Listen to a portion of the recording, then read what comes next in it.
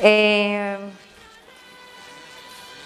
Quisiera, antes de mencionar con lo que voy a iniciar, ahorita que estamos en la alabanza, qué bueno que pudimos tener un tiempo que nos alegrara el corazón. En la alabanza nos encontramos con el Señor, ¿cierto? Intimamos con Él y hacemos la voluntad de Él. Pedro hoy nos va a invitar a hacer lo mismo en otro escenario, un poco distinto, pero la invitación es la misma, a hacer la voluntad de Él y a encontrarnos con Él. Quisiera iniciar, antes de leer el texto, leyéndoles una cita que me encontré en estos días, que de pronto nos puede introducir en el tema de hoy. Dice: lo que cura al hombre no es esquivar el sufrimiento y huir ante el dolor, sino la capacidad de aceptar la tribulación, madurar en ella y encontrar en ella un sentido mediante la unión con Cristo, que ha sufrido con amor infinito. Muy rápido, la repito nuevamente. Lo que cura al hombre no es esquivar el sufrimiento y huir ante el dolor, sino la capacidad de aceptar la tribulación, madurar en ella y encontrar en ella un sentido mediante la unión con Cristo, que ha sufrido con amor infinito. Se imaginarán cuál es el otro escenario del que les estoy hablando. Esta es una cita que hago de la encíclica, de una de las encíclicas de Joseph Ratzinger, donde él menciona el tema de la esperanza. Él habla acerca de la esperanza, pero me gusta mucho cómo aborda el tema del sufrimiento, porque él lo enseña como el sufrimiento como un lugar de aprendizaje para el ser humano, un lugar donde nosotros aprendemos, y no solamente aprendemos, sino nos encontramos en ese aprendizaje con Dios. Y la invitación es bastante enfática en conocerlo y hacer la voluntad de Él. Entonces quería iniciar con esta cita que me pareció bien chévere para introducir el tema. Ahora, la visión que maneja de pronto la cita que leo y el texto que vamos a leer a continuación de pronto choca un poquito con nuestra perspectiva del sufrimiento. A nosotros el tema del sufrimiento más bien poco nos gusta. Entre menos sufrimiento podamos tener, mejor, ¿cierto? Contrasta con nuestra visión negativa, sobre todo porque somos la mayoría aquí colombianos. Vivimos en un país que sufre, que ha sufrido mucho, y del que poco rescatamos, poco se rescata en tiempo del sufrimiento. De modo que, si usted de pronto se ha preguntado por qué sufrimos, cuál es la esencia de sufrir, cuál es lo que hay detrás del sufrimiento, por qué nos pasa a nosotros si somos cristianos, Pedro le tiene la respuesta. O si usted considera que el sufrimiento es un escenario que usted no merece, en el que usted no sabe qué hacer, no sabe cómo actuar, Pedro también le tiene la solución. Para Pedro el escenario del sufrimiento nos ayuda a identificarnos con Cristo y nos invita a hacer su voluntad. Yo puse el título del sermón: el sufrimiento no es una excusa para pecar. Sobre todo porque en medio del sufrimiento creemos que tenemos derecho a, es que yo estoy sufriendo y yo necesito, entonces yo puedo hacer esto, o tengo licencia para. Pedro le escribe a una comunidad que está sufriendo mucho. La audiencia de Primera de Pedro está siendo perseguida a razón de su fe en Cristo y tienen una tentación muy grande, y es qué hacer en medio de ese sufrimiento. Cómo se actúa, cómo se vive, si se cede a la presión del sufrimiento y se actúa de manera incorrecta, o si aún en medio del sufrimiento la invitación es a seguir actuando de la manera que Cristo lo hizo. Todos nosotros sufrimos por diversas formas, simplemente porque somos seres humanos. Ahora, si somos cristianos, la cosa se pone un poquito más complicada, porque renunciar a muchas cosas, porque es no hacer la voluntad de nosotros, sino la de Cristo, y que muchas veces implica sufrimiento. De hecho, estar aquí para muchos de nosotros implica sufrimiento. Estudiantes, profesores, administrativos, todos tenemos áreas en las que nosotros nos hacemos la pregunta cómo el sufrimiento nos ayuda en el crecimiento, en el conocimiento con Dios, cómo encajamos el sufrimiento con la voluntad de Dios y cómo nosotros nos enfrentamos a las situaciones de sufrimiento.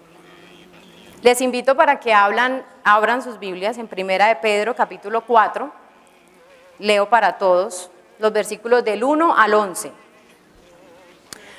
Por tanto, puesto que Cristo ha padecido en la carne, armaos también vosotros, con el mismo propósito, pues quien ha padecido en la carne ha terminado con el pecado, para vivir el tiempo que le queda en la carne, no ya para las pasiones humanas, sino para la voluntad de Dios, porque el tiempo ya pasado os es suficiente para haber hecho lo que agrada a los gentiles, habiendo andado en sensualidad, lujurias, borracheras, orgías, embriagueces y abominables idolatrías.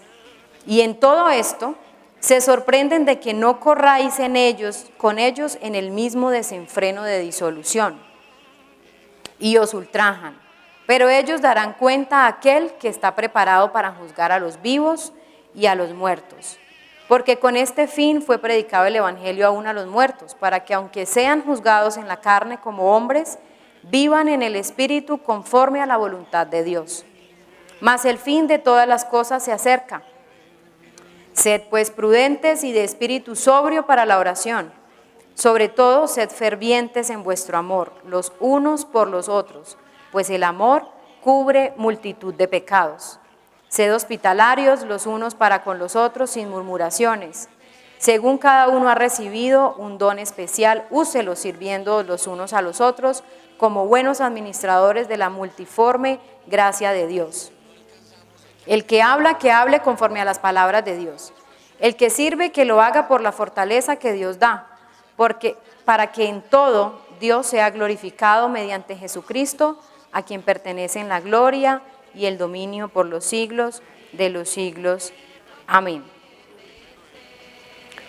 La audiencia de Pedro está sufriendo y Pedro en esta sección abarca consejos, principios, directrices que les pueden dirigir a ellos en ese momento de persecución. Él organiza muy bien su perícopa, la estructura de una manera bien organizada, haciendo primero una afirmación teológica bien gruesa, bien carnuda, como diría nuestro profesor Guillermo. Y luego pasa a enmarcar esa afirmación teológica contrastando las dos voluntades que hay en el texto. La voluntad de la persona natural y la voluntad de Dios. Y las contrasta para luego ponerlas en perspectiva. Él pone en perspectiva el sufrimiento a partir de una afirmación escatológica bien contundente que les recuerda que el fin está cerca. Y pasa a describir entonces qué es la voluntad de Dios. La voluntad de Dios es de esos términos que se necesita explicar, que por sí sola nos deja muchas preguntas. Pedro aterriza cuál es la voluntad de Dios en medio del sufrimiento y les da pautas puntuales para que ellos sigan la voluntad de Dios aún en medio de las circunstancias que están viviendo. De modo que no solamente se interesa en instruir académicamente o doctrinalmente a su audiencia, sino se interesa en la forma en la que ellos van a poner en práctica esa realidad. Y la realidad la abarca entonces en esta primera sección. Siguiendo un poquito la estructura que maneja el mismo texto, yo quisiera presentarles dos puntos principales de esta sección de Primera de Pedro, capítulo 4, y es la primera sencilla, la base teológica del sufrimiento. Es como la teoría que Pedro va a desenrollar en el resto del texto. Y luego, entonces, en la segunda sección, él nos da el efecto de esa teoría. ¿Cuáles son las causas? ¿Cuál es el efecto que tiene en su vida diaria, en la audiencia, la realidad de la que él les va a hablar? Los elementos prácticos que tienen que verse.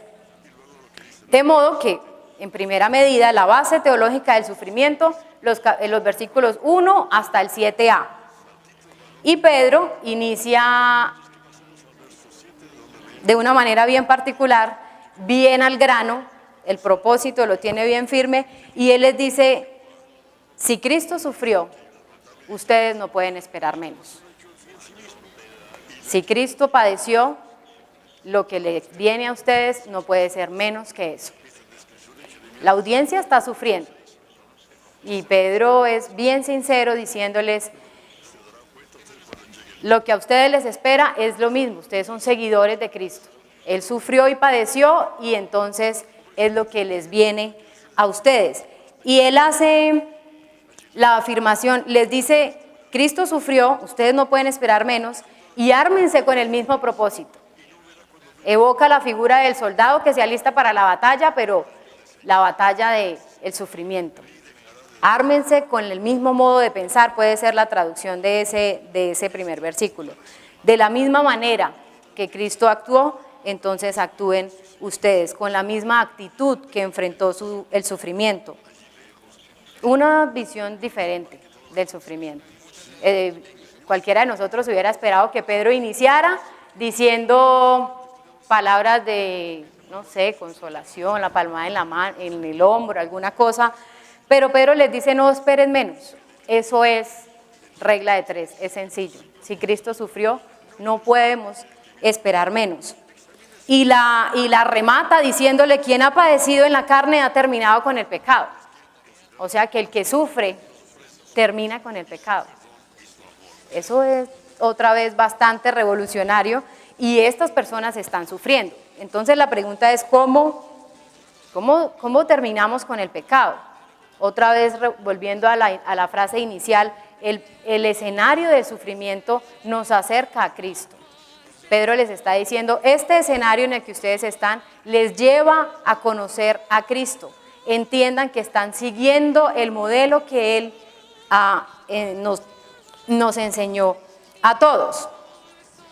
Y yo entiendo, o por lo menos para mí, sonaba un poquito como a malas noticias cuando lo leía así por encimita. Porque nosotros no quisiéramos sufrir, porque nosotros no quisiéramos estos momentos, esos episodios de sufrimiento, y sobre todo porque estamos en un punto en la historia donde sufrir es lo que menos quiere la gente. La gente de pronto esperaría que Pedro dijera los 5 pasos para ser feliz o para evitar el sufrimiento, o leas este libro y verá que su vida va a ser más feliz, y ese tipo de cosas. Pero Pedro les dice, no, eso es lo que es, esa es la realidad. Ninguno de nosotros piensa en el sufrimiento como, ay, tan bueno aquel día cuando yo pasé sufriendo. No es de los días más favoritos, no es de lo que nosotros oramos al Señor, sufrimiento hasta que sobreabunde, no. Y si uno lo piensa en un escenario donde las personas están sufriendo, la audiencia de Pedro sufre. Y poner en perspectiva el sufrimiento como algo que es una realidad para aquel que sigue a Cristo es consolador. Estamos haciendo entonces la voluntad de Dios. Vamos por el camino que Cristo caminó, que fue un camino de cruz, de glorificación también, pero de sufrimiento. De modo que para Pedro las situaciones de sufrimiento son una invitación para acercarnos a Cristo, pero también para alejarnos del pecado. Otra vez la tentación que hay en medio del sufrimiento, la tentación que estaban viviendo ellos y de que de pronto vivimos muchos de nosotros, porque es más fácil dejar de lado muchas expectativas. Pedro no dibuja en ese sentido, me llamaba mucho la atención, un escenario como el que nos puede pintar muchas otras realidades. Un lugar hermoso, precioso, ostentoso, para encontrarse con el Señor. Pedro mira en el sufrimiento el escenario en donde nos encontramos con Él y hacemos la voluntad de Él. Y en ese sentido, otra vez, teniendo en cuenta de pronto nuestros entornos, es bastante retador mirar el sufrimiento de esa manera. Es bastante retador para nuestra fe pensar en que es un escenario donde nos podemos encontrar con Él. Y nosotros todos aquí conocemos que el tema del sufrimiento es propio del ser humano, que lo sufrimos todos, que lo pasamos todos, y como colombianos lo sabemos, leyendo historia, mirando nuestras noticias, lo hacemos todo el tiempo. Pero aún así, la invitación de Pedro es a decir, esto es lo que hay, esto es lo que les espera.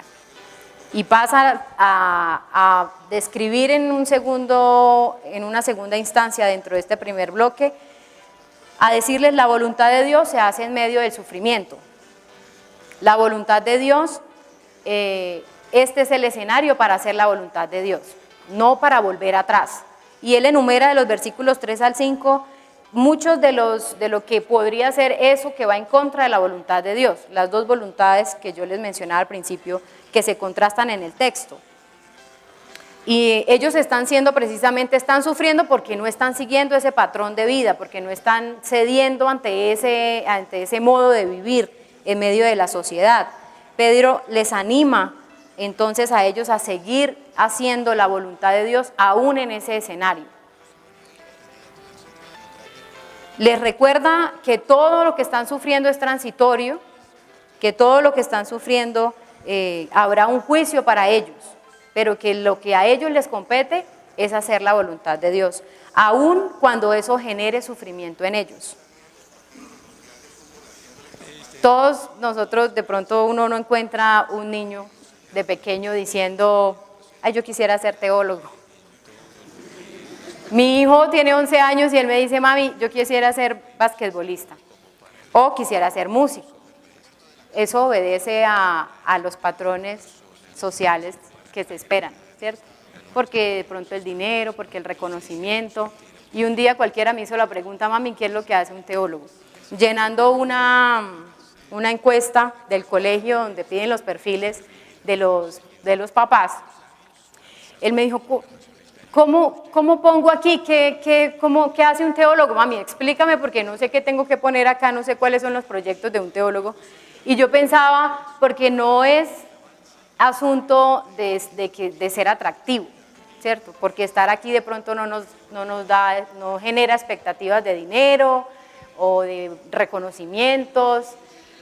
Al contrario, creo que todos estamos aquí porque hemos dejado atrás algo. Desde nuestros profesores que vienen y dejan toda una vida en la que de pronto les esperaba algo más. Pero aquí nos tiene el Señor y aquí estamos porque es la voluntad de Dios. Y porque no lo hacemos solamente nosotros, sino lo hace toda la familia que está con nosotros, este proceso. Mis hijos son pequeños, de los 4 años que llevo en el seminario, este año ellos están en jornada contraria a la mía y eso ha sido bastante difícil. Poder, mientras ellos están en casa, yo estar aquí, mientras yo estoy en casa, ellos están en el colegio. Ha sido muy complicado. Todos en algún momento de la vida lo experimentamos situaciones de dificultad donde nos preguntamos, ¿es más fácil seguir otro camino? ¿Es más fácil hacer otra cosa diferente que no genere tensiones, que no genere sufrimientos, que no genere situaciones incómodas? Muchos de los que están aquí, nuestros compañeros que vienen de otras ciudades y que no solamente ellos enfrentan el sufrimiento, sino su familia. O muchos de los que nunca les ha pasado nada ni se han enfermado de nada y llegan al seminario y entonces se enferman y entonces se parten un pie y entonces, etcétera, etcétera, etcétera. No estamos viviendo y no estamos aquí respondiendo a unos estándares sociales, ni con intención de responder, de llenar esas expectativas. Estamos aquí porque es la voluntad de Dios, aun cuando eso genera cierta incomodidad en nosotros, cierto sufrimiento. De pronto no nos están apedreando, de pronto no nos están insultando en las calles, como de pronto sí lo estaba pasando la audiencia de Pedro, pero sí hay en nosotros circunstancias de renuncia, de frustraciones. Yo tengo que confesar que en muchas ocasiones ha sido muy frustrante estar aquí. De pronto soy mejor haciendo otras cosas, de pronto quería hacer otras cosas, pero aquí me tiene el Señor. Y aunque no ha sido fácil, y aunque no es lo que de pronto el mundo espera que yo sea, es lo que Dios quiere que yo sea.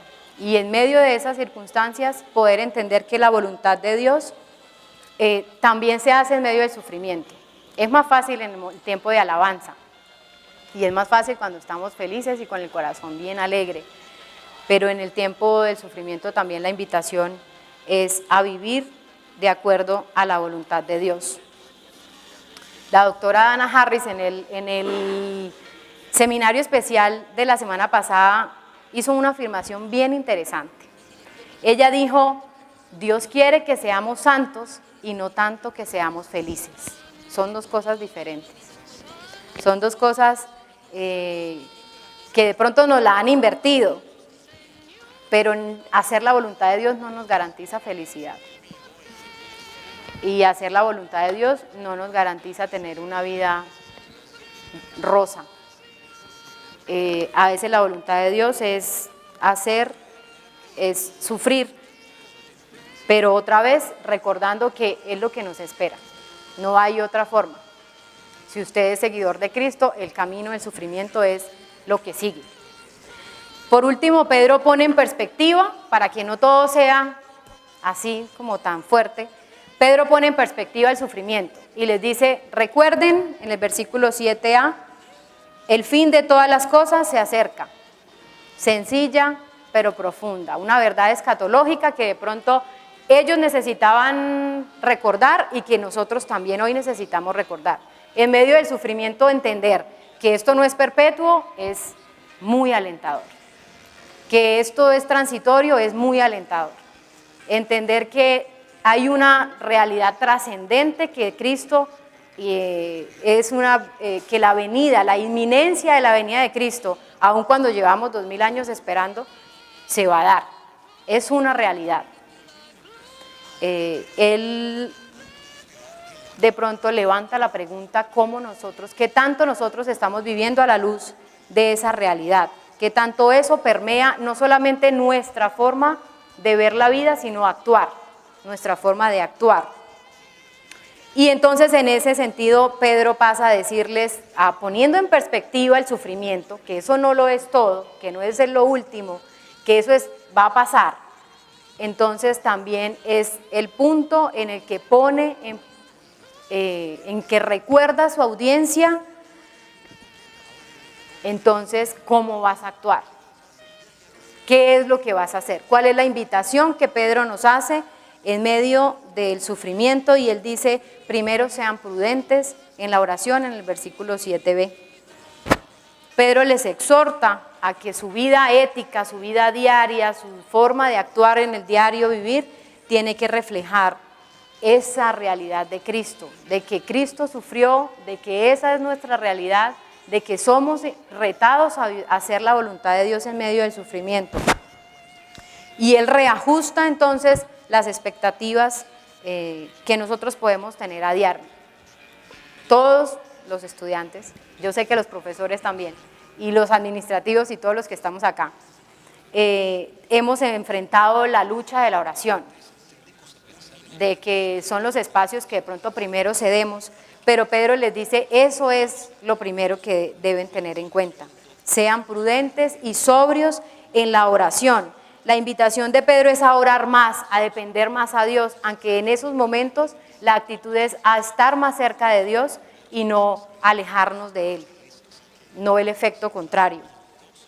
En medio del sufrimiento dependemos de Dios, es lo único, la oración es lo que nos hace depender de Él.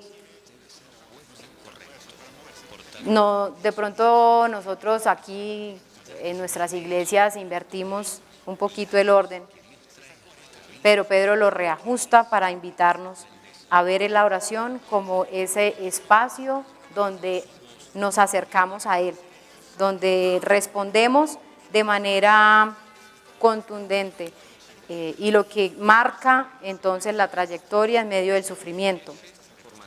Otro aspecto importante que Pedro desarrolla y otra invitación que hace es, otra respuesta que hay en medio del sufrimiento es el amor. Sean fervientes en su amor los unos por los otros. A veces nuestras propias dificultades no nos permiten ver a los demás. no nos permiten levantar la cabeza y ver al otro, sino que nos centramos en nuestro propio sufrimiento y en nuestra propia conducta. Y Pedro le pone un ferviente amor, no es simplemente el amor, es un ferviente amor que resalta lo supremo que es. Y en esa medida Pedro hace una alusión a Proverbios 10:12, donde Proverbios 10:12 dice: el odio suscita rencillas, pero el amor cubre todas las transgresiones. Otra vez la tentación que hay en el escenario del sufrimiento, de cómo enfrentamos el sufrimiento. Si este es un escenario en el que yo y mi propio dolor me separan del otro y me llevan a actuar de manera inadecuada, nosotros en el escenario colombiano sabemos cuál es el resultado de vivir un sufrimiento y de irnos por ese camino. Pedro es consciente y hace la alusión a Proverbios muy intencional para mostrarles cuál es el camino del odio en medio del sufrimiento, pero también cuál es el camino del amor, el que es supremo, el que supera y cubre todas las transgresiones.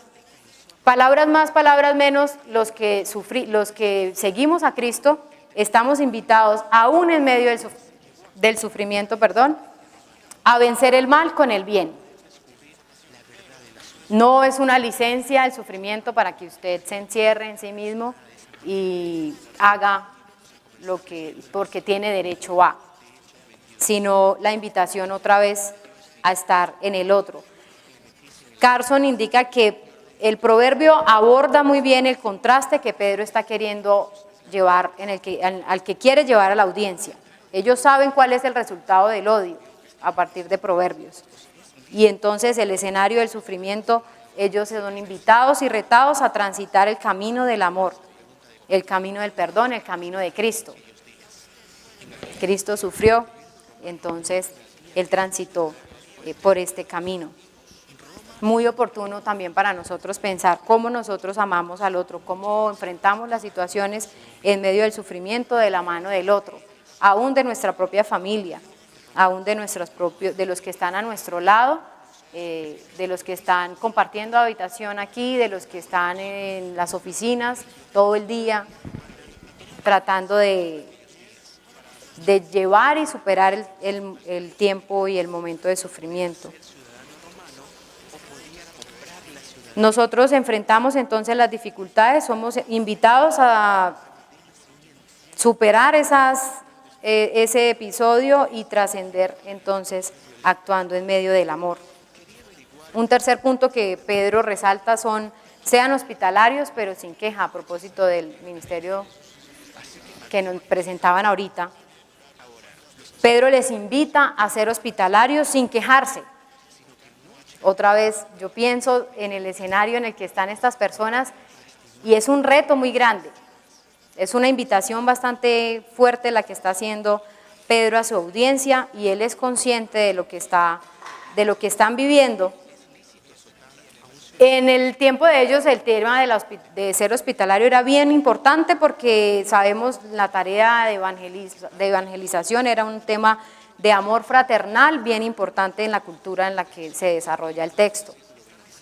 Pero otra vez estamos en el seminario, donde nuestros profesores vienen de otros lugares, donde muchos de nosotros venimos de otros lugares, donde las culturas otra vez se encuentran. Ser hospitalario no es tanto prestar una cama, tiene muchas implicaciones en las que nosotros podemos invitar, somos retados a actuar.